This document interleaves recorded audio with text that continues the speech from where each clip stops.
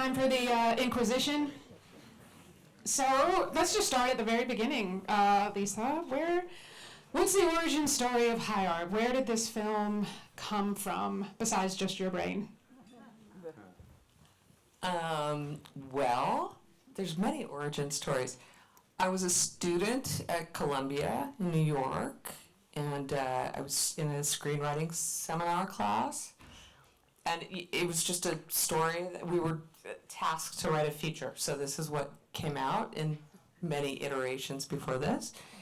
And I think the teacher really liked it, and I really liked it, and then I said to myself, I'm going to keep writing this, and that teacher ended up being sort of my mentor, so I took I had him for several years in a row. So I just developed it there, and I'm sure I was very much infused in it, because it was sort of reflecting back my life, but that's where it started. And then at that time, there was sort of an independent film movement, and I've talked about this before. It was sort of a short window, and I had seen other friends of mine that were coming out of film school that were able to like pull some money together and make independent features, and it felt like a good track to try to get on, and so that's what happened. What about from a story perspective? You were in college in the big city. You come from California. I think there's some overlap with the Radha Mitchell character. What was happening in New York, like at that moment? So I was, a film student, and obviously ambitious because I had a pile of debt on my head, and I wanted to be a filmmaker. It was kind of a nutty proposition to throw the die on yourself and go to film school. So I was ambitious, and then I always wanted to be in New York as an adult, so I was excited to be there. And I had met people that were living kind of, sort of in the Lower East Side and wherever they were living. Where were they living? East Village. And artists, and, there was some sexy drug-ular behavior happening, and it was, intriguing to me. So I was sort of the Radha Mitchell character, like, I was groovy, proximate kind of thing. I was like a tourist kind of, and it just seemed sexy and interesting. So, and also there, it was a time where like Nan Goldin had like a big mid-career retrospective at the Whitney or something like that, or MoMA, and heroin chic was kind of the vogue of fashion photography, and so it was in the culture. And it was kind of before the opium epidemic, so there was still kind of a outlier, renegade cool to it. It became very uncool not that long after, but that's what was going on. It was uncool at the time, but it became uber uncool. It became absolutely fatal. Like it's interesting to look back on it, and as jaded as the Patricia Clarkson character may seem, it seems kind of innocent now. That kind of, I keep talking about the characters in terms of their actor name, so I would love to know I would love to talk to you, Carrie, as the casting director, how you came on board, and then how you went about filling these roles. I think I had worked with Dolly Hall on a few films, and I believe that's where I got it first, and then met Jeff, and I already knew Susan as well, Stover, the other producer, and they introduced me to Lisa, and we talked about, what we could work on together, because it's a collaboration, obviously. And so then we started talking about ideas and started auditions, and I had an office down in Tribeca in the days when Tribeca wasn't, it was still cool and, fun, as opposed to Tribeca, which is just... With its own film festival. Yeah. And the 90s were such a great period of independent filmmaking, because it's when Sundance really got rolling and you could make a movie for $2. And you didn't have to have, as Jeff and I were talking earlier this evening, you didn't have to have big movie stars to get a movie made.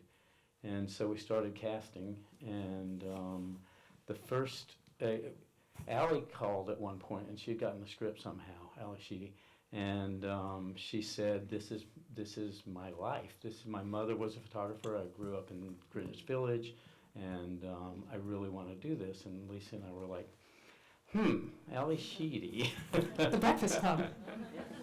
And yeah, the Breakfast Club. And so then I think you guys met. Well, she said, I'll fly myself out, just meet me. Yeah. And we were like, okay. Yeah, nothing to lose, And so she just did this pitch of why she was so invested in this project.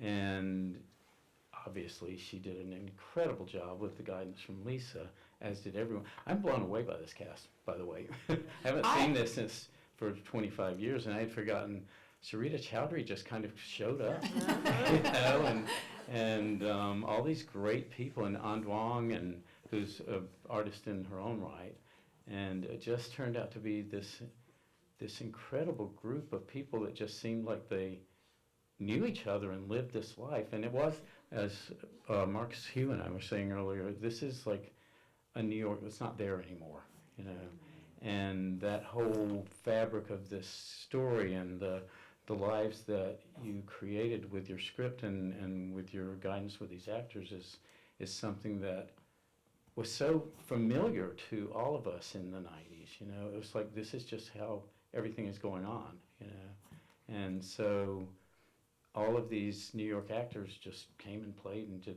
beautiful work. So what I'm hearing is, Lisa, you wrote a script. It was great.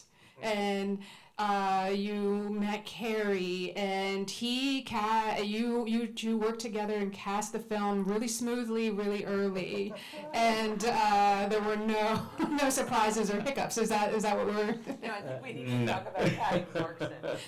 Well, we could probably, Emergency casting session. Yeah, we did not have her role cast, and she showed up. When did you cast it? It was our last session. I mean, it must have been a week before we started shooting. And it was insane because we didn't have that cast together, and she just. How did you? We talked about this at dinner. How did you think of her?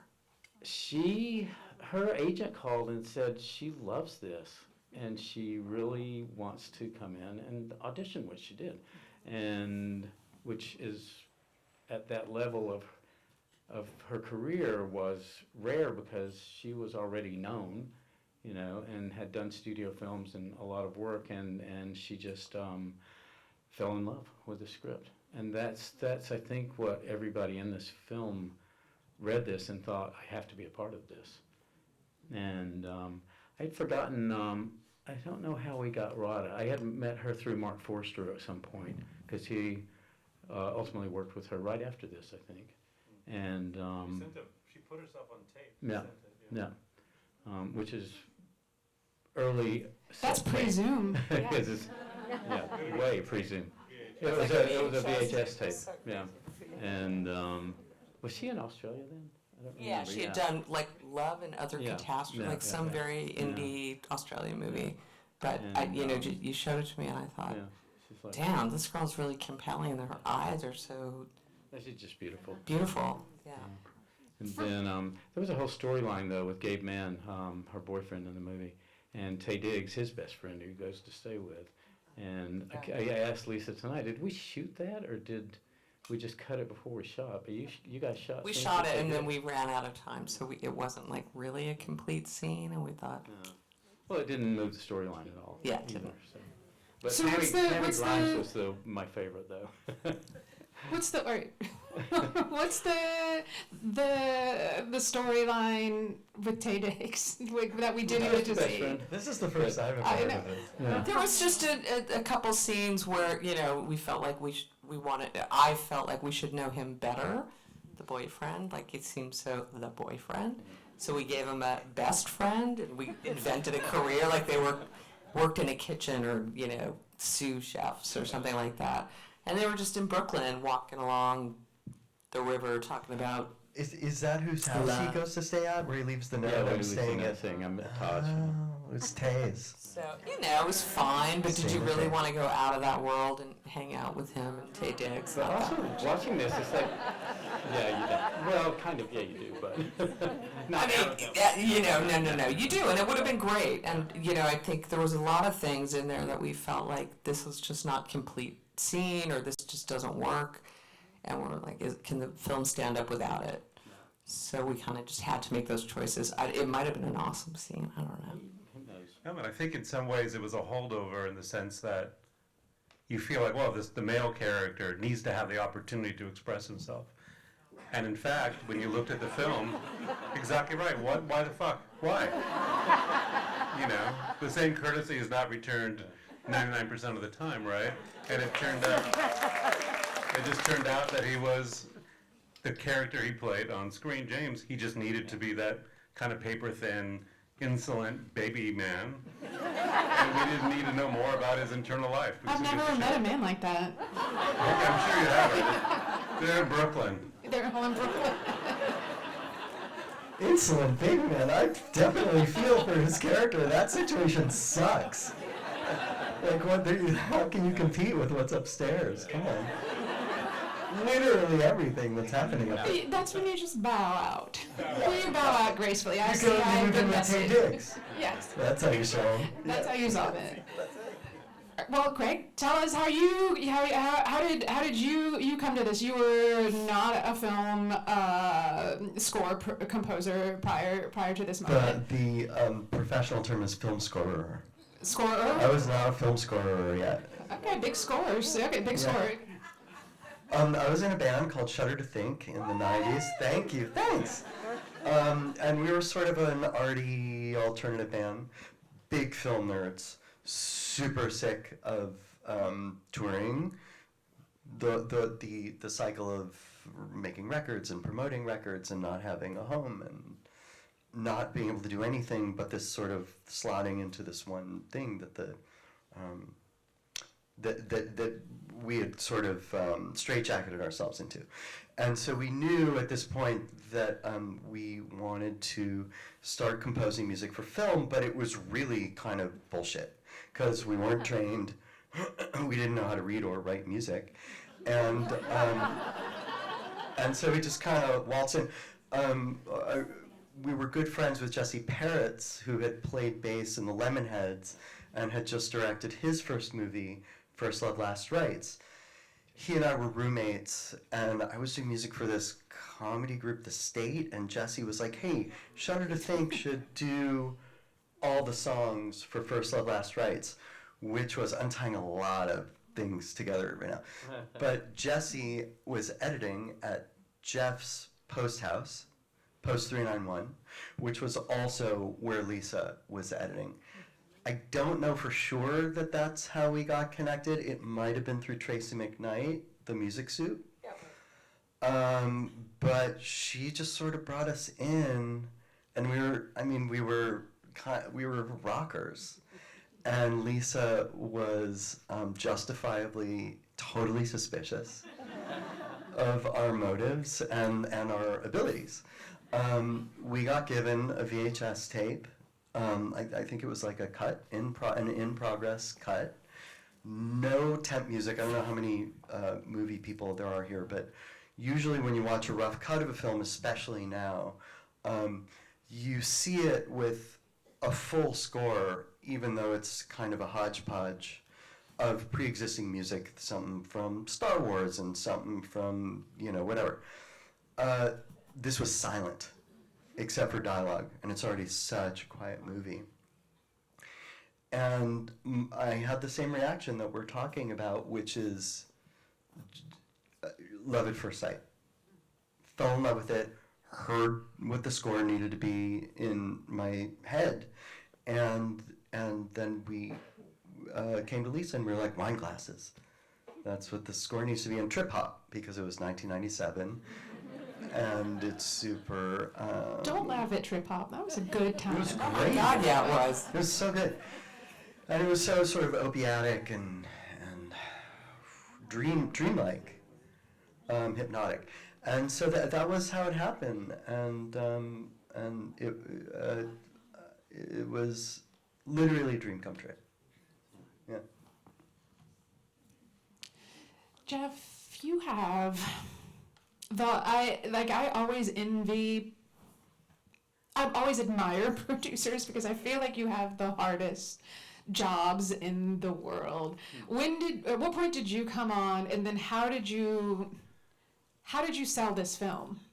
How did you sell it to, because a film is a labor of love. You create something, right, and then you have to get so many people to buy into the vision for it, and at the beginning all you have is kind of a script. Yeah, so I met Lisa because when she was at film school, one of her mentors was somebody who I had befriended, a producer, Mike Hausman, and Mike had this cockamamie idea that he would make a video for Bob Benton, who you might know, Kramer vs. Kramer, many great films, and it was to fundraise for a church in East Hampton. I'll just try to tell the story as quickly as possible. This Episcopal church, it turns out that the two Jewish kids from San Fernando Valley were left in charge of making this film for Bob Benton. So, only in America. So what happened was Lisa and I worked together on that. It was a funny little movie, and we had kind of a little blast. And then we didn't see each other for a while, and we were literally in Barnes & Noble's on Fifth Avenue when it was still an actual bookstore and not a supermarket with books in it. And we were like, it was almost like out of a movie, like we kind of backed into each other. And it's like, well, what are you doing? And I was like, oh, I just started my new post house. And what are you doing? Oh, I finished my script. Do you want to read it? I said, yeah, I'd love to read it. And it was, of course, read it. Love it first read, I guess. I mean, just the writing, as I'm sure everybody agrees, it's fucking brilliant. And the more scripts you read, like I've probably read 3,000 scripts since then, and I have never had that experience again of just something that had a voice that was so clear and crystalline and sort of moving and emotional and funny and all those things which you see on the screen were completely on the page. So I said, we absolutely have to, I have to be involved in it somehow. I was actually an editor and had a post house. Dolly Hall, another producer who Carrie alluded to, had made some movies. So she was, present as well. And then we brought in another producer. And then, of course, the task of raising the money, which was a $500,000 budget, half of which went to film, physical film and processing. So we essentially made the rest of the movie for $250,000. And it was a slog, to like get the money together, and even then, in the golden age, people still were like, I'm not so sure, like, what is this? Why are you doing it? But we managed to pull it together, and it was really just this last minute by the seat of our pants. And like I oftentimes say, like, it never would have gotten made if we actually understood how difficult it would be, and the absurdity. And I was just recently looking at the cast and crew photo we took, and it literally looks like a high school graduation photo. I mean, it's just children, Babies. Babies making movies. Very dangerous. But we pulled it off. Like, we just had just enough hubris and just enough expertise and just tremendous goodwill. One thing on a film like this, people come to it not for the $7.50 an hour that they were making, but they come to it because there's some like tremendous attraction. Like they see the artfulness, they see the importance of it, and I think that it's just a beautiful way to make a movie. It's very hard. Like you can never get back to that place, It's, but it is something that's just sort of very seminal and kind of shaped so many people who are involved with that film. Look upon it very affectionately, and then. We won the lottery and went to Sundance, I remember the day we got the announcement, because that time particularly, you feel like it was either Sundance or death, like you just couldn't exist unless you got in, which was sort of true, like you couldn't find the market. And then, because we really didn't know what we had ultimately, like we loved it, but who knew how people would respond, and people really thought it was something, that moved them, so I think that answers the question. Absolutely, and thank you for seeing that vision. I love how it captures just the creativity and the artistry of a place and a particular time. We have a few minutes. I'm sure there are some audience questions, so would you mind if we took one or two? Not at all. All right. So we're going to do it old style. You're just going to yell it, and I'm going to repeat it. And then they will choose to answer it or answer any question they want to. See, you're right in the center below the light. The cinematography is so beautiful, and it's about a film about photography. And I didn't recognize the woman's name who was the cinematographer, and I was wondering if you could talk about it. So the cinematography, and who was the cinematographer? She's a woman named Tammy Riker, and she's done a lot of commercials. She did before, and she has since. So I think she's made a good career for herself doing that. I knew her because Dolly Hall, who we're talking about, had made a couple other films with her. A close friend of mine named Alex Sechelle had recently made a movie with her. Alex too had just come out of Columbia. So she was great. She shot a student film for me, and I loved working with her, and we had a similar sensibility. We sort of went different ways after the film, and I think she kept shooting. I don't really know. I saw her recently. I think she teaches at NYU now, but she had a great eye, and it was, a collaboration in a beautiful way. I think she also may have had a child, is that true? Yeah, she had a kid and was kind of trying to stay home and do that, yeah. Kids ruin everything. Yeah. No, But they it's also don't. the They don't. idea that because her career, being the mother, she couldn't pursue it, or she had to pursue it in a very specific way, where if it was gendered differently, I think it would be very different. That's very true. Right here. Ripping on the cinematography, the use of mirrors is amazing in this movie. I mean, Sid washing her face, Lucy when they're upstate. I mean, can you talk a little bit about that? Because it just seems so striking. You know what? I haven't thought a lot about that, but you're right. Now that I'm reviewing, you're right. And I like it, but I don't remember having a big conversation or vision about it. I think we were just, where does the camera go? What? I think you should take credit for it. I think it's a very deep. Absolute work of inspired genius. No, I think it maybe it comes back to Tammy then, because it is very effective, and it's incredibly difficult to do it properly because it's to keep the mirror clean and to move properly, and it's that whole sense that you're kind of in this liminal space. You're not in this world, you're not in this other world, you're sort of caught in this flat plane, which is how she's feeling.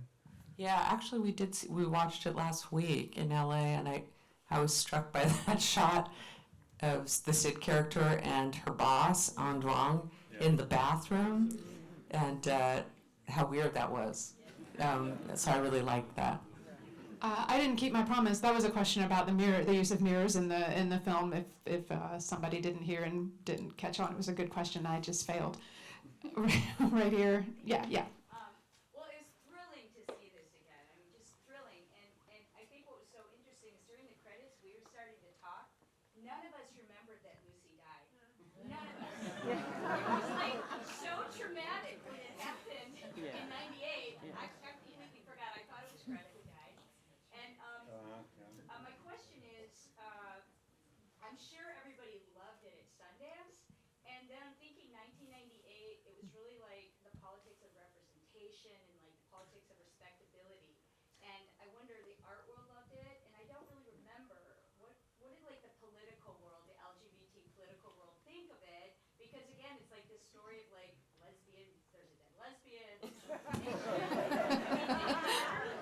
Was it appreciated for the art? So this was this is a question about the critical reception of the film, and there are moments in programming the festival where I'm like, there are no dead queers.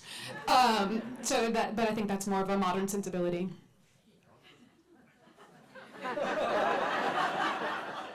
I hope that wasn't offensive. I guess it's this, that as a queer filmmaker, I always am asked the question of like, well, why haven't you continued to make films about lesbians? And, there's some in there, but certainly not all of them.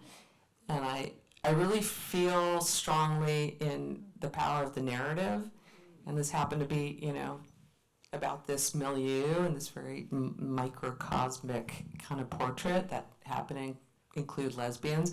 And I liked that, and I guess exploited that in some way, and not intentionally exploited it, but it was a good time to make a film about lesbians.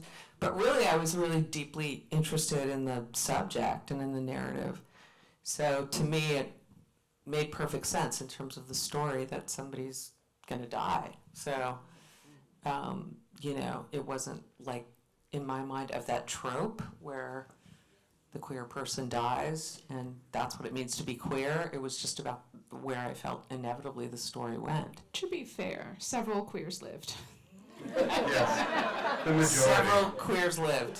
And she lived in memoriam because her photograph's on the cover of Frame magazine. Exactly.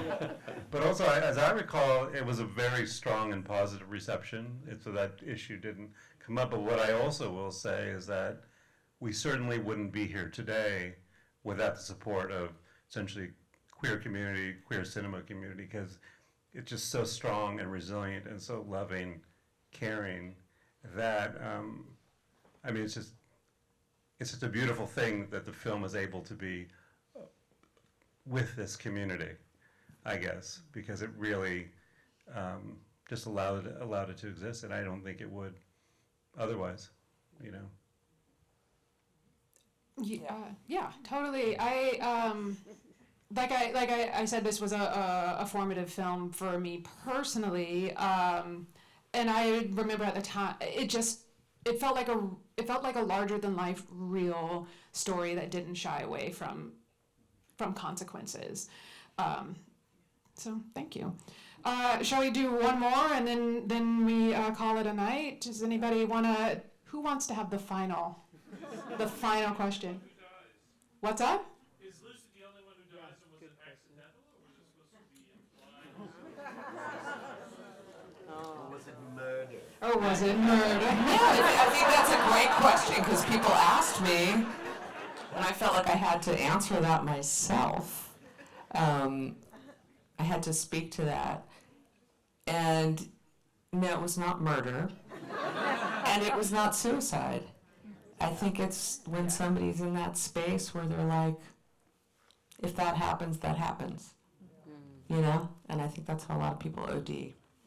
That's kind of where I landed.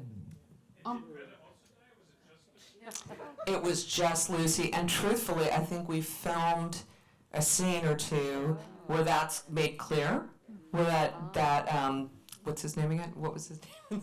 James. Arnie walks in and discovers them, and she's awake, or she's alive, and Lucy's not. And then it felt maudlin and kind of overly illustrated. It was too much. So we felt like it was okay. It was elliptical, but it was clean enough to say what we had to say. Yeah. It's very hard to land a film on this kind of subtle minor chord, Most films end in a pretty resolved, clear way, and it's with, I think, all the films that we've made together. It's like finding that right final moment, and it took a long time, I think, to really get it. But then once we were there, with all those ambiguities, I think it's a great question, because maybe metaphorically also Greta dies, if not literally. And was it murder and suicide? Sure, even though it wasn't, It incorporates all of that, And really, how does Greta survive? Without the... Without Fassbender. Yeah. How have we all survived? Yeah, that's really interesting. That's all I'll say. Okay. That was a sad note. We ended let's end the Q&A on a minor chord. I like it. But let's all go to Code Salon and have a party. Great. Thank you so much for that.